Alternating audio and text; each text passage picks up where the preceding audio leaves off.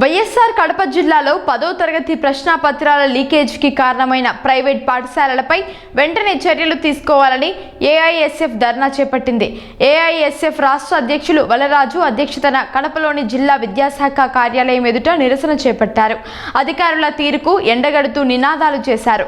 ప్రశ్నాపత్రాలంటే ఉపాధ్యాయులకు లెక్కలేనితనం ఏర్పడిందని, లీకేజీలకు పాల్పడుతున్న ప్రైవేటు పాఠశాలల యాజమాన్యాలపై వెంటనే కేసులు నమోదు చేయాలని ఈ సందర్భంగా వలరాజు డిమాండ్ చేశారు. విద్యాశాఖ మంత్రి నారా లోకేష్ లీకేజీలకు పాల్పడుతున్న పాఠశాలల గుర్తింపును వెంటనే రద్దు చేయాలని అన్నారు. 10వ తరగతి పరీక్షలు ఇవాళ జిల్లాలో నడుస్తున్న నేపథ్యంలో ఇవాళ మనం చూస్తూ ఉన్నాం. జిల్లాలో గత 4 రోజుల నుంచి ప్రశ్నాపత్రాల లీకుల పేరుతో ఇవాళ రాష్ట్రంలో ఎక్కడా లేనట్టుగా ఒక కడప జిల్లాలోనే ప్రశ్నాపత్రాలు లీక్ అవుతూ ఉన్నాయి.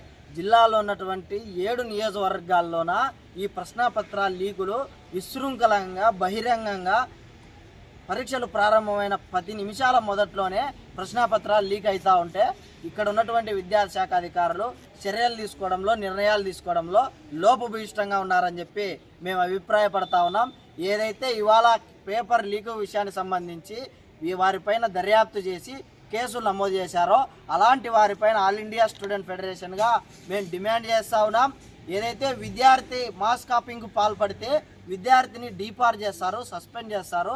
2-3 సంవత్సరాల పాటు పరీక్షలు రాసుకోవడానికి అవకాశం కూడా ఇవ్వరు. కానీ ఇవాళ ప్రైవేటు విద్యాసంస్థల్లో చెప్పినా, ప్రభుత్వ విద్యాసంస్థల్లో చెప్పినా, ఏ ఉపాధ్యాయుడు చెప్పినా తప్పు చేయకూడదు అనేటువంటిదే ఉపాధ్యాయులు నిర్వహిస్తారు. కానీ ఇవాళ ప్రశ్నాపత్రాలు లీకు ఓ పక్కన ఉపాధ్యాయులే చేస్తూ ఉన్నారు. అంటే విద్యార్థుల విజ్ఞానాన్ని వేల కోట్ల రూపాయల లక్షల వ్యాపార దందాలో ఇవాళ ప్రభుత్వ ప్రైవేటు ఉపాధ్యాయులు భాగస్వామ్యమే చేస్తూ ఉన్నారంటే వీరు చెప్పేటువంటి చదువులు వ్యాపారం కోసమా, విజ్ఞానం కోసమా, ఏ అంశాల కోసం బోధిస్తున్నారనేటువంటిది ఆలోచన చేయాల్సినటువంటి అవసరం ఉంది. కాబట్టి ప్రైవేట్ భాగస్వామ్యమై ఉన్నటువంటి ఉపాధ్యాయులు ఎవరైతే లీకుల వ్యవహారంలో ఉన్నారో ఆ యొక్క పాఠశాల గుర్తింపును రద్దు చేయాలి. అదేవిధంగా ప్రభుత్వ ఉపాధ్యాయులు ఎవరైతే ఉన్నారో ఆ ఉపాధ్యాయుల పైన చట్టపరమైనటువంటి చర్యలు తీసుకోవాలా. 10వ తరగతి సంబంధించినటువంటి ఏదైతే పరీక్షలు ఉన్నాయో వాటికి సంబంధించినటువంటి మౌలిక విలువలు కాపాడాలని చెప్పి మేము కోరుతా ఉన్నాం.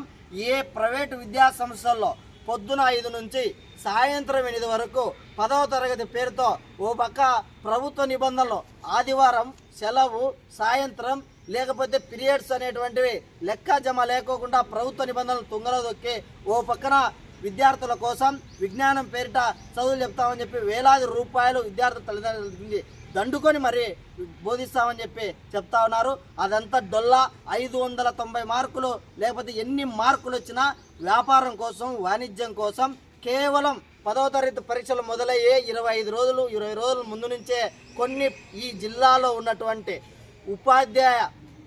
ప్రైవేటు ఉపాధ్యాయులు ఎవరైతే ఉన్నారో వీళ్ళు ఈ విధంగా వ్యవహరిస్తూ ఉన్నారు. వీటిపైన విద్యాసంస్థల పైన పెద్ద ఎత్తున చర్యలు తీసుకొని 10వ తరగతికి సంబంధించినటువంటి మౌలికమైన విలువలు కాపాడాలని చెప్పి మేము డిమాండ్ చేస్తూ ఉన్నాం. మరికొంతమంది ఉపాధ్యాయులు, కొన్ని యాజమాన్యాలు, కొంతమంది పాఠశాలలు ఉన్నాయి, విద్యార్థుల కోసం పనిచేస్తూ ఉన్నారు, విద్యార్థుల భవిష్యత్తు కోసం పనిచేస్తున్నారు. అలాంటి విద్యార్థుల యొక్క విజ్ఞానాన్ని తాకట్టు పెట్టడం కాకపోతే ప్రశ్నాపత్రాలు అమ్ముకోవడం ఏంటి, ప్రశ్నాపత్రాలు లీకుల వ్యవహారం ఏంటి?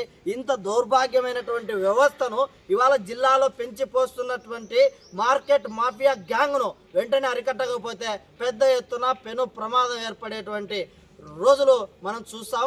కాబట్టి వెంటనే ఈ యొక్క మాఫియా ఏదైతే ఉందో లీకుల మాఫియా, వీటిని మరింత ఇన్వెస్టిగేషన్ స్టార్ట్ చేసి వెంటనే మరికొంతమంది ఈ వ్యవహారంలో ఉన్నారు. అలాంటి వారందరినీ క్రిమినల్ కేసులు నమోదు చేసి ఆ పాఠశాల పైన చర్యలు తీసుకోవాలని చెప్పి, గుర్తింపునే రద్దు చేయాలని చెప్పి ఏఐఎస్ఎఫ్గా డిమాండ్ చేస్తూ ఉన్నాం.